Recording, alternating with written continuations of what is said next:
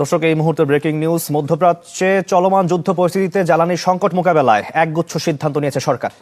সরকারি বেসরকারি অফিস চলবে সকাল 9টা থেকে বিকেল 4টা, আর ব্যাংক খোলা থাকবে সকাল 9টা থেকে বিকেল 3টা পর্যন্ত। রাতে জাতীয় সংসদ ভবনে মন্ত্রী পরিষদ বৈঠক শেষে ব্রিফিংয়ে একথা জানান মন্ত্রী পরিষদ সচিব নাসিমুল গনি। তিনি আরও জানান, আজ থেকে সন্ধ্যা 6টার পর জরুরি দোকান ছাড়া সব দোকানপাট বন্ধ থাকবে, যা তদারকিতে গঠন করা হবে মনিটরিং সেল। এছাড়া রোববার শিক্ষা প্রতিষ্ঠানের বিষয়ে নির্দেশনা দেবে শিক্ষা মন্ত্রণালয়। কেনা হবে না নতুন যানবাহন, কম্পিউটার সামগ্রী। সরকারি অর্থায়নের সকল বৈদেশিক সফর বন্ধ করা হয়েছে বলেও সিদ্ধান্ত নিয়েছে মন্ত্রিসভা। অফিসগুলো আমরা কমিয়ে নিয়ে আসতেছি 1 ঘন্টা করে, 9টার থেকে 4টা পর্যন্ত অফিস চলবে, সকল অফিস।